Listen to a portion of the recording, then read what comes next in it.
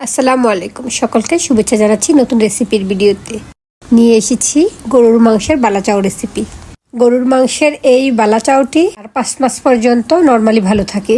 এছাড়াও নর্মাল ফ্রিজে সংরক্ষণ করলে আরও বেশি দিন ভালো থাকবে। এই রেসিপিটি করে আপনারা প্রবাসী আত্মীয় স্বজনের কাছেও পাঠাতে পারেন। খুব সহজে এটি রেডি করা যায়। আমি মনে করি বৃদ্ধদের জন্য এটি উৎকৃষ্ট, কারণ তাদের চিবানোর ঝামেলা থাকে না।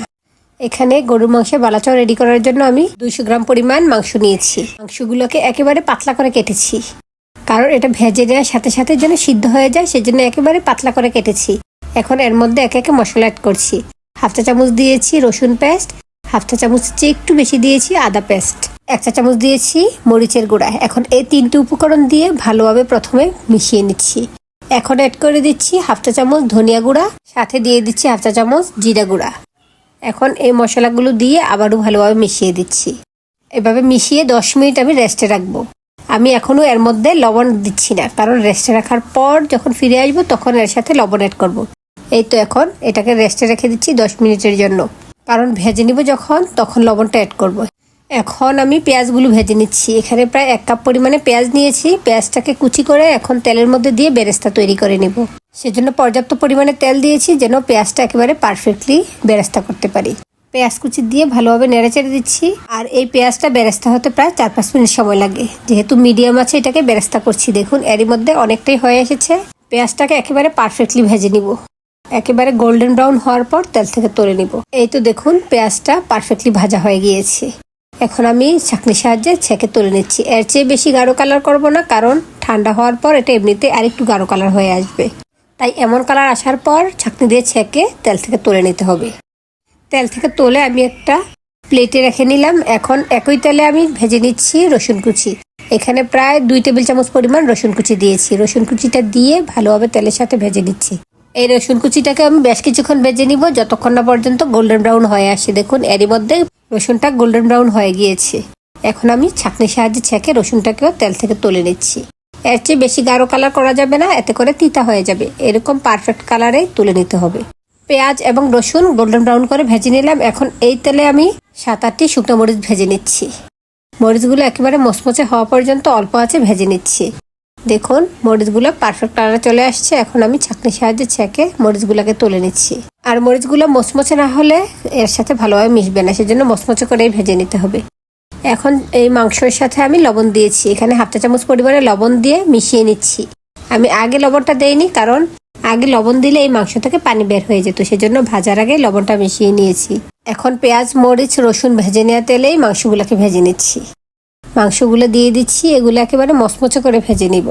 আর চুলার আঁচ মিডিয়ামে রেখে ভাজবো, যেন মাংসটা মচমচে হয় প্লাস এটা সিদ্ধ হয়ে যায়। সেজন্য চুলার আঁচটা মিডিয়ামে রেখে ভেজে নিতে হবে। স্প্যাচুলা দিয়ে মাংসগুলোকে ছড়িয়ে দিচ্ছি। একেবারে পারফেক্টলি ভাজার জন্য এগুলাকে একেবারে বিছিয়ে বিছিয়ে দিয়েছি তেলের মধ্যে। আর একটু পরপর স্প্যাচুলা দিয়ে নেড়েচেড়ে দিচ্ছি। যেহেতু তেলের পরিমাণ বেশি রয়েছে, সেহেতু এগুলো পারফেক্টলি ভাজা হয়ে যাবে। মাংসগুলো একেবারে পাতলা রেখেছি, তারপরেও এই মাংসগুলো পারফেক্টলি ভেজে নিতে আমার 7-8 মিনিট সময় লেগেছে, কারণ অল্প আঁচে ভেজেছি।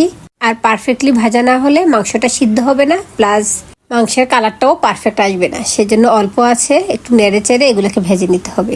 দেখুন এরই মধ্যে অনেকটাই হয়ে এসেছে, প্রায় 80% হয়ে গিয়েছে। এখন এগুলাকে আবারও নেড়েচেড়ে ভেজে নিচ্ছি। যতক্ষণ না পর্যন্ত 100% হয়ে যাবে ততক্ষণ পর্যন্ত এভাবে অনবরত নেড়েচেড়ে এগুলাকে রান্না করে যাচ্ছি, অর্থাৎ ভেজে যাচ্ছি। এই তো পারফেক্টলি ভাজা হয়ে গিয়েছে, কালারটাও একেবারে পারফেক্ট এসেছে। এখন ছাঁকনির সাহায্যে তেল থেকে তুলে নিচ্ছি। তেল থেকে তুলে এগুলাকে ঠান্ডা করে নিচ্ছি। ঠান্ডা হওয়ার পর এগুলাকে ব্লেন্ডার ঝাড়ে নিয়ে গুঁড়া করে নিব। এর সাথে আমি 2টি শুকনো মরিচ অ্যাড করে দিয়েছি। শুকনো মরিচ সহ এই মাংসের টুকরাগুলোকে ব্লেন্ডার জারে নিয়ে গুঁড়া করে নিচ্ছি। আর অবশ্যই ঠান্ডা হওয়ার পর মাংসগুলো ব্লেন্ডার জারে নিয়ে গুঁড়া করতে হবে। আমরা যে ঝাড়ে করে গুঁড়া মশলাগুলো রেডি করি, সেই ঝাড়ে মাংসগুলো দিয়ে এভাবে গুঁড়া করে নিতে হবে। দেখুন একেবারে গুঁড়া করিনি, মাংসের রোয়াগুলো রয়ে গিয়েছে, লম্বা লম্বা রোয়াগুলো রয়েছে, এভাবেই গুঁড়া করতে হবে। এখন বালাচাওটা পারফেক্টলি রেডি করে নিচ্ছি। সেজন্য চুলায় চলে আসছি। চুলায় প্যানে 1 টেবিল চামচ সরিষার তেল দিয়েছি। তেলটা গরম হওয়ার পর এর মধ্যে দিয়ে দিচ্ছি গরম মশলা। এখানে দিয়েছি 1 টুকরো দারুচিনি এবং 2টি তেজপাতা। তেলের সাথে দারুচিনি তেজপাতাটাকে একটু ভেজে নিচ্ছি। এখন দিয়ে দিচ্ছি 2টো এলাচ। সবগুলো উপকরণ তেলের মধ্যে একটু ভেজে নিচ্ছি। এখন দিয়ে দিচ্ছি ঝুড়া করে রাখা মাংসটা। ঝুড়া মাংসটা দেওয়ার পর এখন দিয়ে দিচ্ছি পেঁয়াজ বেরেস্তা। রেডি করে রাখা পেঁয়াজ বেরেস্তা অ্যাড করলাম। এখন দিয়ে দিচ্ছি ভাজা রসুনগুলো। সবগুলো উপকরণ দেওয়ার পর স্প্যাচুলা দিয়ে নেড়ে চেড়ে যাচ্ছি। আর চুলার আঁচ একেবারে লতে রাখছি। লতে রেখে এগুলোকে একটু ভেজে নিচ্ছি। এখন অ্যাড করে দিচ্ছি ভেজে রাখা শুকনো মরিচের গুঁড়া। আমি যে শুকনো মরিচগুলো ভেজেছি সেখান থেকে 3টি শুকনো মরিচ গুঁড়া করে এর সাথে দিয়ে দিয়েছি। ঝালটা আপনাদের পছন্দ অনুযায়ী দিবেন। যদিও শুরুতে আমি গুঁড়া মরিচ মেখে মাংসগুলো ভেজেছি এবং মাংসগুলা জুড়া করার সময় এর সাথে 2টা শুকনো মরিচ অ্যাড করেছি। এখন 3টা শুকনো মরিচ আবারও গুঁড়া করে এর সাথে মিশিয়ে দিয়েছি। এতেই রেডি হয়ে গেল গরুর মাংসের বালাচাও।